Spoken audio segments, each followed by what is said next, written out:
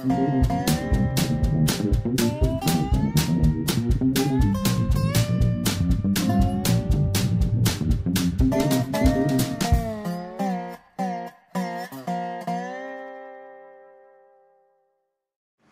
Monk, Prairie Monk, WAFT, Champaign, 90.1 FM dial. And Dave on the board. Today is Mother's Day. This is May the 12th, 2019, and this is the Prairie Monk program, WAFT's weekly look at conservation, rails, trails, and greenways, and whatever Dave has been up to for the last week or so. I was going to do a program that we have already recorded with Jason Leash from Pheasants Forever. That we haven't put pictures into it yet, and we will have to do that. And I thought there were so many things happened this week that I would do this week and do that one next. My mother, I have reported on her some, but really my mother and father were a team, so it's very hard to separate the two. My mother was English from London, Cockney London. Some of her relatives were from Colchester. She went to a palace school where they so worn that they were like inches lower in the middle, and her mother's family were artists, and her father was a tailor of note on Savile Row, which is a tailor row in London. It was a continuation of the colonial era when the sun never set on the British Empire. Many other countries were doing the same sort of thing, and the citizens of England were encouraged to go to the various continents for the interests of the colonials, but also for their own life and interests.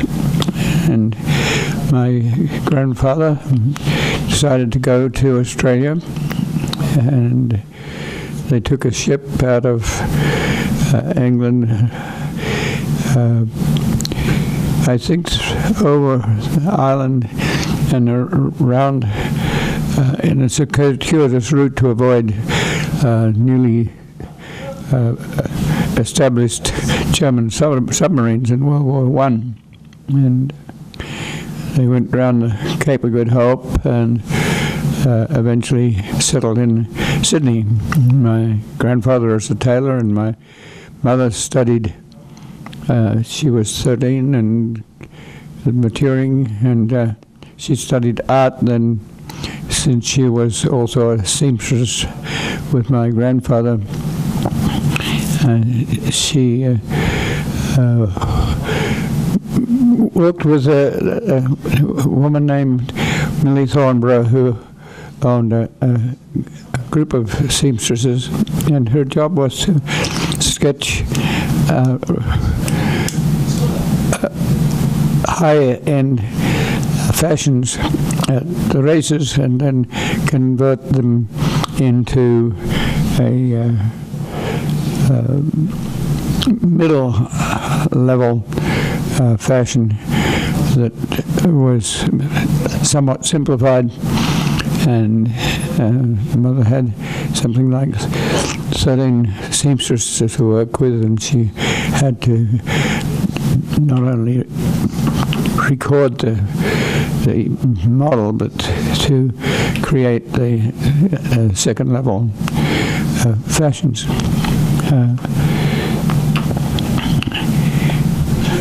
My father had a different background. He'd been in Australia for some time. And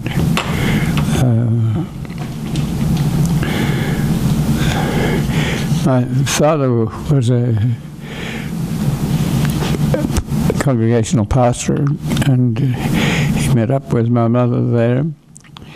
After 5 years of doing that, he decided that he was not as godly oriented as his population or his audience, his congregation.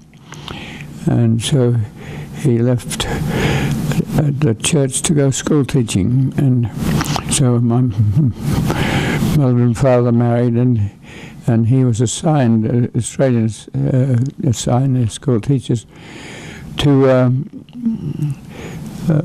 fairly remote area of New South Wales, where there were retired copper mines, and the citizenry that went with copper mining in the retirement, surrounded by graziers who were much more wealthy, and usually sent their children to public schools in Sydney. And so it was different populations. My father taught there for quite some years, and then he had a little farm associated with the schoolhouse, and was responsible for voting behavior and things like that. The facility was there. One teacher school, a little farm, and cow and oats and pet kangaroo, and they were very much a part of the community. My father bought one of the early cars in the area so that they could move into town, which is about 10 or 15 miles away, and very hard to get to because the roads weren't very well made. After about 5 years, my father was invited to teach near to the coast, and he accepted that situation. And mother was a sewing teacher, and father taught school, but he also taught carpentry and manual arts. And once again, we had a small farm and utilized a commons that was nearby, and so eventually we had cows and our own butter and vegetables and fruit trees. Eventually, the school system decided to consolidate schools, so my father had to move to the Clarence River, and once again they were part of the community. And so I am inordinately respectful of what my parents contributed to my future. Fair amount of independence and innovation and artistry and friendship within the community. So I think that's enough to remind us that we all have parents, and that they give us a lot, and sometimes you miss them when you move to a different place. I miss my family missed me, and that's part of doing things that are interesting and exciting. I got involved with prairie preservation and found that a rather challenging but productive format, and so I relate that from time to time. This week has been a rather exciting week. One of the most exciting parts of it was the Grand Prairie Friends had a sale at Lincoln Square, and when I went at 8 o'clock, the 20 or so tables were all green. By the time it was 11 o'clock and the sale went to 1 o'clock, there were about 2 tables with a few plants left. And this says something about the current move to think about your gene pool, think about pollination, think about the rate at which we're losing our gene pool. And so that was rather rewarding. I was looking for wetland species because a little pocket prairie that's been replaced by a beer garden is in a fairly wet location, and so we could use some wetland species. Grand Prairie Friends doesn't exactly have a lot of wetland species, but that will happen too. We started this. We used to grow and sell plants many years ago, and then we spun off the Grand Prairie Friends, and they have done very, very well without our help or involvement. But it's but with an interesting eye in the background, and so they planted a lot of trees lately in Coles County, and have morphed some into forestry, and they still have a lot of commitment to prairie and that gene pool. And one of the wonderful things of going to the plant sale is that you start to meet people that you've known for a long time, and there's a camaraderie there. And a lot of the things we do, you can't do unless you have that camaraderie. They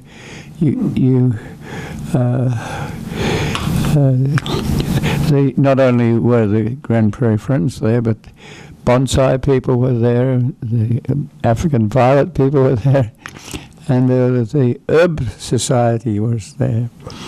And all these people contribute to the overall cause of providing pollinators and facilities for insects. We have to have some connectivity, and you can imagine that people walking out with 5 or 6 plants are making a connectivity in this community.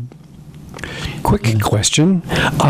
What's the advantage to paying, I'm sure it costs extra to buy a plant that somebody else has sprouted and you've got it in some soil, versus buying a good quality mix of prairie seed? A very good question. There is no real guarantee that a prairie mix will have be typical for your area. If it's collected in Texas, it may be Texas-oriented. If it's collected other places, it may be heavy on instant gratification. So you may have species that are going to survive. So there's no real accreditation of these seed mixes, and except that you get to know the agencies that do it well. We work with Prairie Moon in southern Minnesota, which has a lot of Illinois gene pool, and so you can be very well assured that they have responsible seed, and they give you an idea of how many seeds per whatever area. Some seeds are very small, some seeds are very large, and so if you plant switchgrass, you can have a lot of switchgrass growing, whereas other plants, just a few. So they do this, and they also progeny test. Seeds are a little variable in how they grow. So one of the things you do is to take a sample of the seed and see how many seeds germinate, so that you're not only providing seed, but you're providing seeds that grow. And that's a task which takes time, but it's rather rewarding, and it satisfies your concern about where you get the seed and how you get the seed.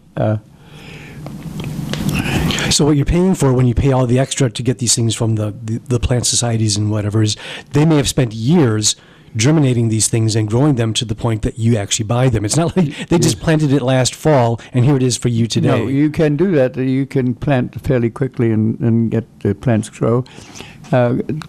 Grand Prairie, for instance, does have pots that are fairly well established, and that is better for you, especially if you're in an urban setting, because seed takes sometimes 10 years to grow, and so putting in a prairie requires an awful lot of tolerance and patience, because it doesn't grow quickly, and in the early stages there's a leftover amount of weeds there, and so the weed seeds do very well, and you have to have certain techniques. One of the techniques is to have fairly firm soil, so you plant the seed into firm soil. The prairie seed is used to firm soil, and you make sure that you don't put in fertilizer, because fertilizer will encourage the weeds, and the soft soil will encourage the weeds. So a little bit of attention to how you plant is helpful. If you have a large area, you have to do the seeds, and then you have to have a drill that will drill the seeds in, and it's a specialized drill. Fluffy seed doesn't drop down droppers like corn or soybeans. It has to be pushed down, and the dropper corridor has to be large, and then you have to firm the soil over it. So special drills, one's known as truac, and there are other forms of drill, but the regular farm drill that drops seed down because a cup comes around and drops out a seed at a time are not effective as planting of pasture grasses or prairie. You also can roll the area after you established, and that's very helpful, because once again the weeds don't like to be in firm soil, and the prairie can do quite well in firm soil. You plant it in the middle of winter mostly, so that the seed drops through the snow and finds a place to grow and gets some roots. The roots grow first. You won't see the tops for a while. And then if the weeds grow, and they will grow, you wait till they get to be almost seeding and mow them. And that is another helpful technique. If you're in a small area at home, you can put down a plastic cover which will burn out the weeds, so there's no gene pool there to compete with. But many people buy some prairie plants, and they might have a compass plant or a clover or something, and then have all sorts of other cultivar plants with them. The pollinators, people are more generous with including cultivated species. The remnant prairie people like myself are much more concerned about preserving the dignity of a pure plot of prairie. Not that there's much pure plot left, and it's probably associated with invasive species like teasel or autumn olive or other creatures.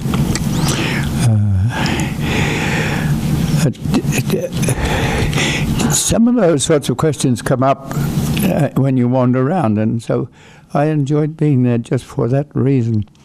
I was talking to people who are concerned about planting trees but not planting shrubs. That means that part of the ecosystem, part of the gene pool is not preserved, and so how do you collect the seeds for shrubs, for instance? Joe Pye weed, it likes to grow where it's on the shade of the edge timber. other plants are in the same boat. The Grand Prairie Friends actually had skunk cabbage there, so I have a skunk cabbage ready to plant.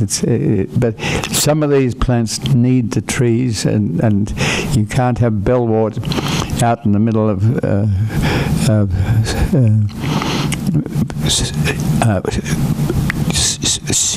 sun, full sun.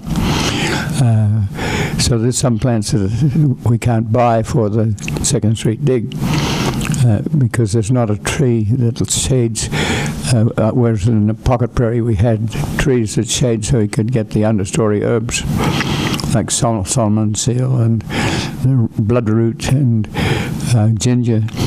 It was kind of fun. I met up with someone who was working with the master naturalist, which David has been involved with, and they recognized me and said they'd taken a tour of the Pocket Prairie some years ago, and I'd given them a sprig of ginger, and they have grown the ginger, and they had photographs on the cell phone to show me.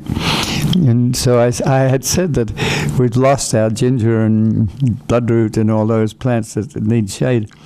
And she said, well, you could get your own ginger back from me. I'll give you a sprig.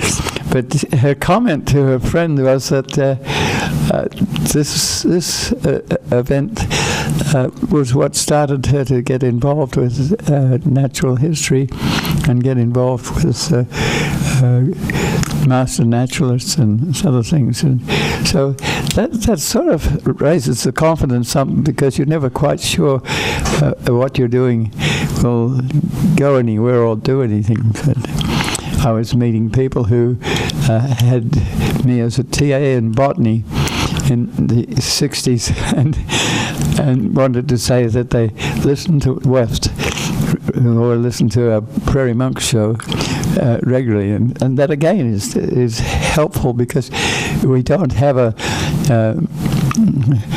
Nielsen rating on who listens to WEFC. We just know by encountering people who talk to us.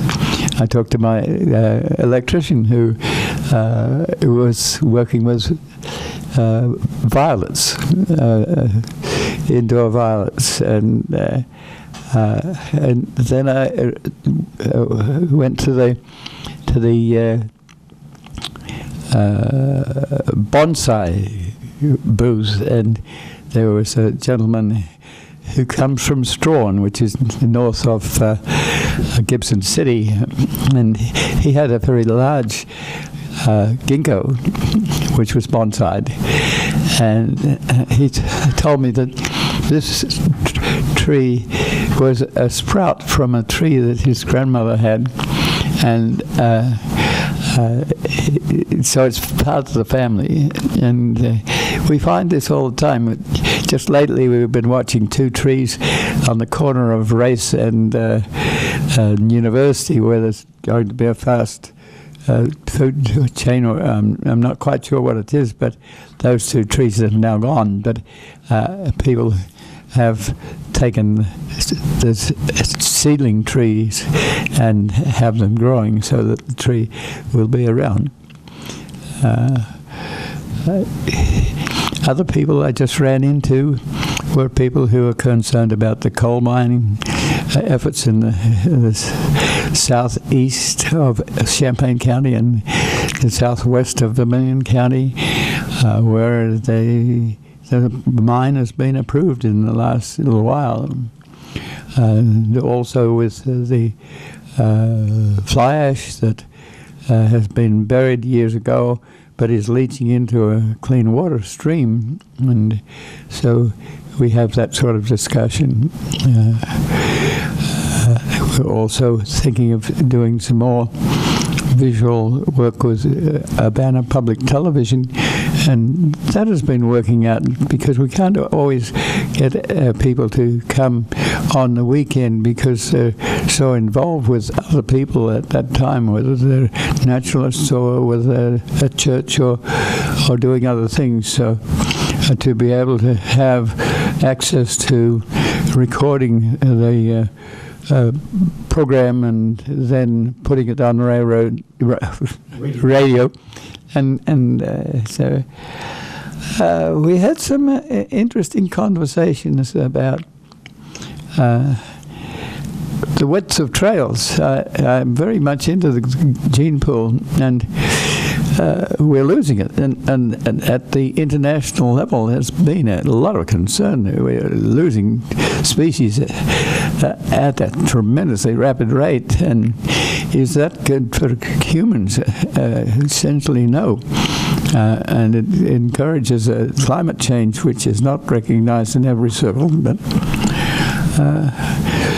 so what do we do to reduce the size of the trail? Well, part of the money that comes to the like of Kickapoo Trail is $12 million, mainly to save the corridor as a railroad.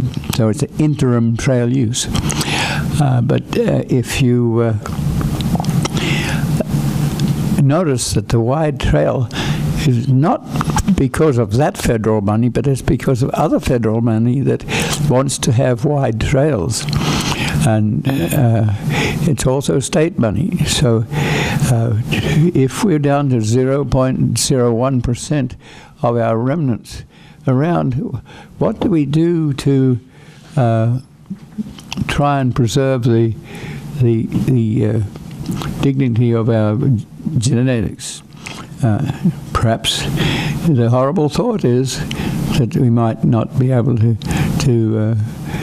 accept the funds. Can we put a trail in without necessarily having a wide trail? How do you balance off the risk of creosote and EPA saying you have to cap the area and cap it down the sides of an embankment and take out the prairie? So where does your gene pool come into conflict with the recreation? So you have to have organizations like George Fell and the National, TNC, the Nature Conservancy, which had some of its formation right here in Champaign-Urbana, and we've lost that history because that prairie that George Fell cut his teeth on is now gone, so the history is gone. And that's important, to have a place where you can say these biologists, Bessel and Shelford and Kendi, and before that Coles and his daughter Watts, and an ecological union. So here is history that we can very easily destroy. So when George Fell lost out in his Nature Conservancy to a group that wanted to do something with special with Long Island, a little barrier island there, George lost his situation there, came back to Illinois, and for 23 years worked with the state, but also created all these other subunits of TNC. Part of that was to create a forest preserve, and the forest preserve decided it wanted recreation in there, so the forest preserve have more mandate to do recreation. So thus the drive for wide trails. So on the other hand, that was rectified some by the creation of a conservation district, and the conservation district has a little bit more mandate to do preservation. So we may have more success with the narrow trail in Vermilion County. A lot of this depends on politics and running over to Springfield and meeting with people so that they understand what the issue is. And if you're planting trees in Cole County, that doesn't mean to say that you're avoiding 94% prairie in Champaign County. Coles County also is part of that 2/3 of the state that was mostly prairie. And so when you plant trees, you're also not planting prairie, and you're often on prairie soils. So we have to think about those things. But I found it rather nice to be dealing with, not dealing with, but just running into people and talking and chatting. One of the people who used to work at the hardware store down the road is a bonsai person, and when I went there to get some hardware, I talked to the person on the cash register, and he said that at the Taste of Champagne, the bonsai person was there with a huge bonsai plant, and so that sort of conversation back and forth is very good. We need to have enough of that to not only gather skills, but to gather skills with a purpose, how to do it. It's less of what you have, but it's what you do with what you have. It's how do you do it, and how do you do it with a twinkle in the eye, and with all these friends and relatives, including the cashier at the hardware store, and it's not always easy. You have set up, whether it's colonial or whether it's church or whether it's politics, there's been a tendency to have a few people in control and rules, and the future generation is beginning to get to be a little worried about that, because the rules of the game mostly were consumptive. They would take out a forest for the masts for ships, or we tend to not have too much biodiversity in agriculture. We have rules that are established, but some of the most fun things in life are asking questions about rules. And later in the day, I had a conversation with my friend Tom Scott, who's a railroad engineering, and he is creating the Champaign, Havana and Western Railroad in the hope of getting historic trains into Champaign. But I want to have people have the ability to walk down a railroad bed that is not used but a few times a year, because it's very costly to run a steam engine on a line. You have to have the fuel, you have to have a maintenance to maintain a very old machine, and you can only do it a few times a year. And I want the bicycles and the hikers to be able to use that corridor and to see the nature on either edge. I don't want them to have to walk through to St. Joe with corn and soybeans on the edge. I would like to see the prairie expressing itself, and if you go down to Shady Rest, I want to see the trees and the river, and I can't feel happy about assigning that area to only the railroad. Now, if you maintain it only as a railroad, you're going to have people in the next 200 years are going to walk down that corridor anyway. So how do you work with attorneys to establish new rules of the game? It's not easy. If you go to work with the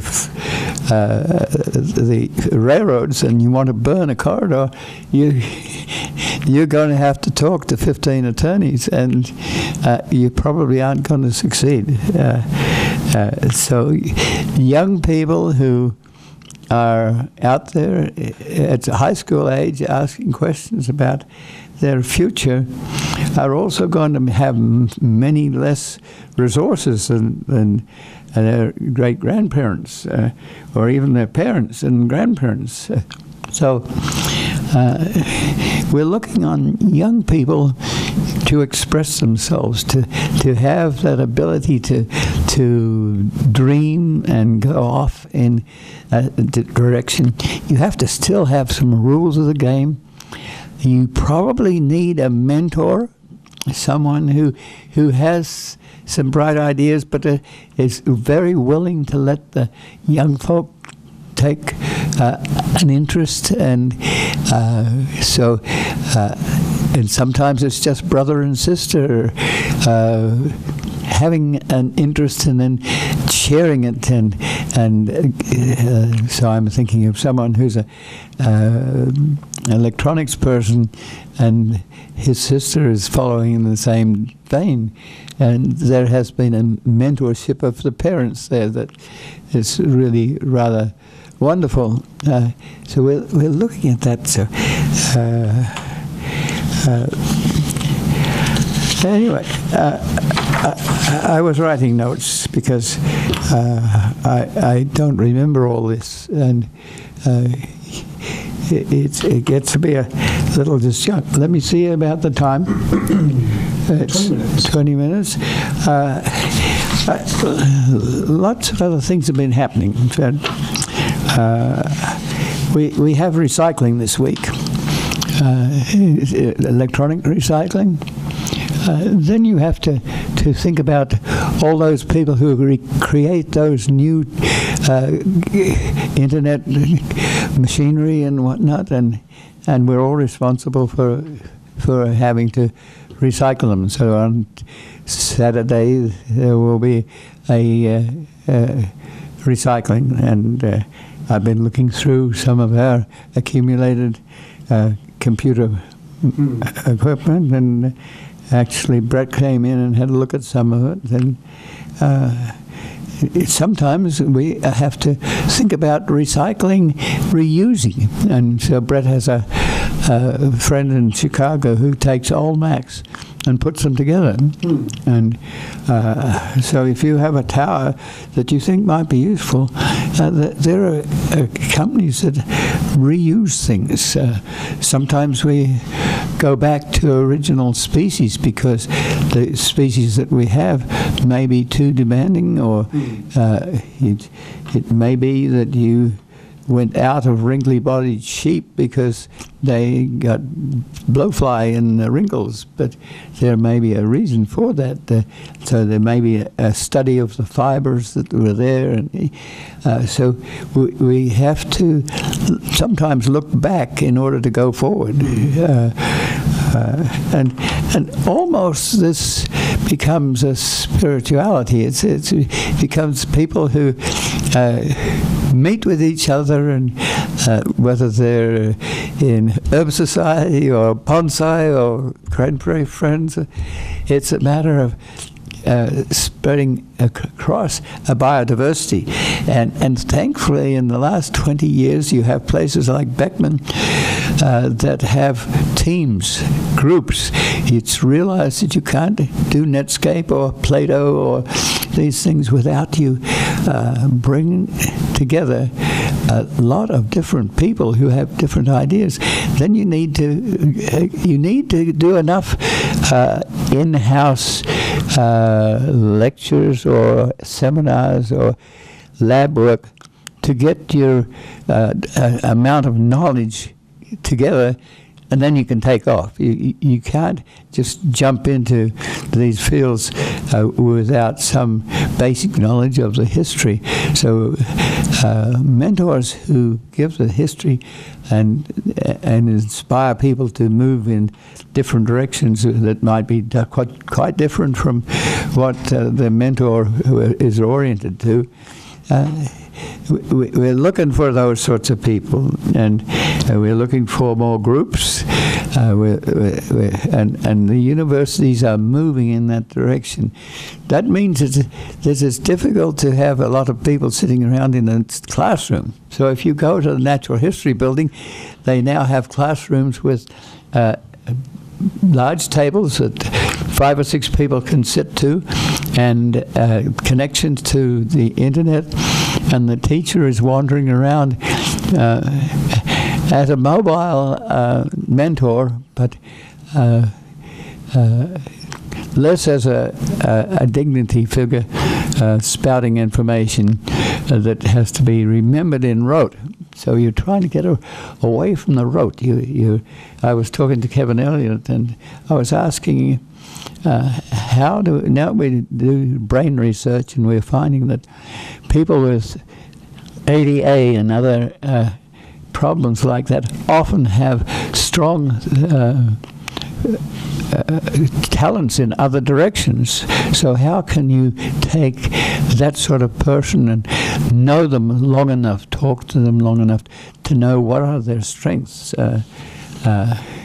And gradually you find that people with Alzheimer's, whom you thought might not have any skills at all, will listen to music that they knew in their teens, and if you play it, they can hear it and they can play to it. So we're looking for those sort of interactions. Now, there was another happening this week. I have a dead refrigerator, and I tried to pass it on to some of the university people who are aware that old refrigerators, even though they mightn't be efficient in some ways, are very efficient in others. Some of them used to have their compressors on the top so that the cold air goes down. I didn't succeed, so I've got a dead refrigerator. Ameren is giving $50 for a dead refrigerator. It has to be a live refrigerator in this case. And they're trying to reduce the inefficiency of old refrigerators, so they will give you $50 if you retire an old refrigerator to improve the environment. But this one is dead. We have to remove the doors and bring it out. And what are you looking at? You're looking at Freon, and Freon will change the nature of the world around you and cause gaps in the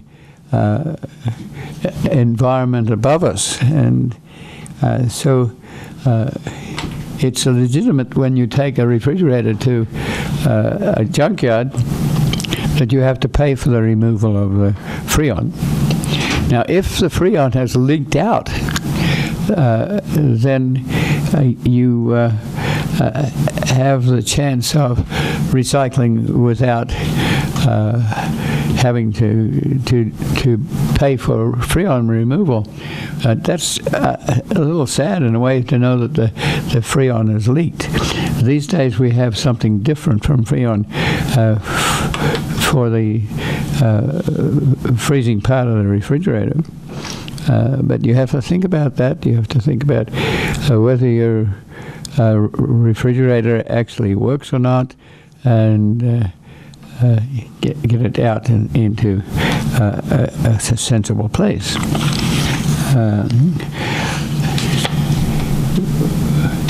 I had a phone call from Ron Sleater in Decatur. He helps to spot beside the teasel at Rantoul, and that's tremendously helpful. He's been listening to some of our programs, and he wants to remind me that you need to say much more about the gene pool. If we don't have connectivity, if we don't have some of our railroad beds and vegetation on either side, you're going to lose it, because the butterfly that's there is not going to be moving to other places and finding genetic strengths. It's the railroad beds are narrow, but they also allow some of this sort of connectivity. And we have to keep saying gene pool, gene pool, gene pool, because we're so deficient in that pool that is really has been destroyed a lot by farming. I met one young woman who has is working with May Baum, who used to be on WEFT, and she is looking at the rhizobia, or the, not so much the rhizobia, but as the microorganisms in the soil, and so she will be doing a degree in that. And once again, you're trying to innovate, discover, exercise your brain to find out what might happen, and to enjoy doing that, and in such a way that your achievement is not just a manual achievement, but it's something that takes you and others on to a new dimension. And so we are happy on the Pope Prairie area, because the road that was behind it was constantly dumped, and the Department of Transportation put 2 huge roadblocks at each end of the trail and closed the road. We said, excuse us, but how do we get access to our prairie? And so they came back with a $2,000 gate, Nice. which is very heavy duty. It's a tandem truck is not going to push its way through it. And motorcycles may go around it, but a fence on either side denies that. So that's a very friendly thought. So you have Stephanie Dobbs, who's with the Department of Transportation and has responsibility for roadside natural history. It's awkward because we discovered a rotary mower in the 40s, and after that, rotary mowing has become a social rule. And if we have prairie on the roadsides, you could often have people calling in to say, why isn't that mown? We have to explain to those people that it's not mown for a purpose. And Stephanie Dobbs and her crew of people, often township supervisors and the like, are putting in signs. So if you go from Rantoul to Paxton, there's lots of signs on the roadside to say prairie preservation. And there are also signs to remind motorcycles that there is an old Route 45, which is nice for having motorcycles fly at 50 miles an hour, but there's a limit to what you can do with that. So once again, the Department of Transportation has been very cooperative in putting up signs that say, keep your off-road vehicles off of this. And part of the reason is that sometimes those motorcycles come to a culvert and they try to jump the culvert and don't succeed, so there's a liability problem, and we're sympathetic with that.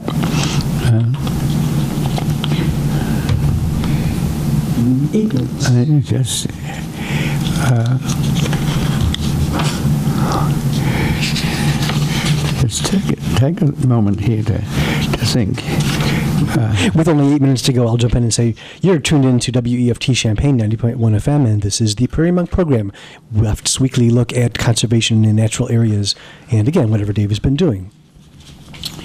Just reminding you that gate that I was talking about allows us to take water and herbicides and tools into the prairie.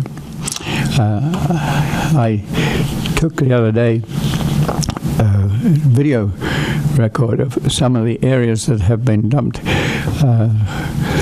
fairly seriously to the point that there's a big mound and a lot of lumber and assorted concrete, and we would like to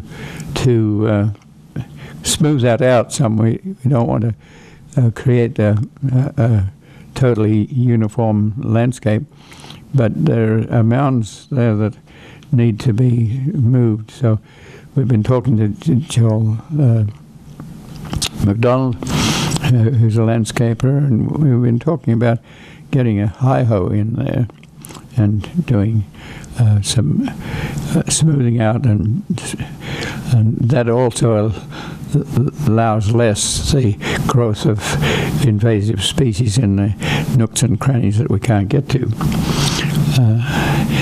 Just to say something nice about the street, we have a street that is being gentrified, and this week, for the last 2 weeks, huge hi-hos have been carefully taking out portion of the News Gazette building. It's been bought by Co-Fusion, and they've been taking the concrete off the front. It was really an abortion of an addition on the front of the building that just opposite west. And then there's one that faces the Chestnut Street, and they're in the middle of removing that. And it's releasing the archways and the parts of these old buildings. Where the one to the north was a harness repair shop, and the one to the south has been a grocery store. If you could look at the imagery on the front of it, you can see that there were lemons and potatoes and things announced on the front of the beams that go vertically. There were nice little urns on the roof. We would hope that in the long run those might be replaced. And but it's interesting to watch the workmen work and try to do their best to not destroy adjacent buildings. And the poor TAP has now planted regular landscaping, which pleases me a lot, because they had offered to do some prairie preservation work there, or just plant some typical prairie plants. But I think it's like the one-time mayor of Champaign, Dan McCollum, said, when's a prairie not a prairie? It's when it's downtown Champaign. So we enjoy that relationship. It's a little different from what we expected, but the administration of the poor, the 3 people involved, they've been very helpful and doing what they can do within the framework of serious gentrification. And the Co-Fusion people are doing the same thing, but it's almost awe-inspiring to see how people can use huge equipment to remove a brick at a time, or several bricks at a time, and to preserve the steel beams and the like. So it reminds me that when I go to a city meeting and we're talking about a 250 million development around the MTD building and south of University down to Springfield, I have to ask, will these be LED buildings? Will these be buildings that are sustainable? Will they be buildings that you can take apart in 200 years' time and know that the materials can be recycled? I don't know that we've got to that question yet, and that development is still waiting for the university to decide whether it wants to put in a ice hockey rink that will help provide a visitor center for Champaign, which will allow venues to come here and have enough room to express themselves and have enough room to accommodate people. I also had an interesting letter from a Chinese group. They do offshore drilling, and they have asked if we could organize them a tour for a week in August that would bring 3 people and an interpreter here, And I'm not sure how they got hold of us, but it's probably because we've been putting our information on Facebook. And so I'd assume that they have a biology interest, but they may have a sociology interest or engineering interest, and because they're engineers. So do we find people who can organize that sort of tourism? I passed the letter on to Grand Prairie Friends because they're doing a lot of things. They're getting a lot of volunteers. They're doing interesting things, and this might be just one of those things that they might be able to do, is organize a field trip for people. And it not only helps people coming in to have a look at our ecosystem, but often I ask Eastern people what their ecosystem is, and they don't always know a lot about it. So when we teach indirectly or informally here, we might have a small influence on how people go back to China or other places and look at their ecosystem and how it survives. And so how we... Less than a minute. So I think that is enough. I have a glance. One more. I think that's enough. This is Dave Monk, your Prairie Monk, WAFT Champaign, 90.1 on your FM dial. And Dave on the board. And let's see, the views and opinions expressed are solely those of the speakers and no one else.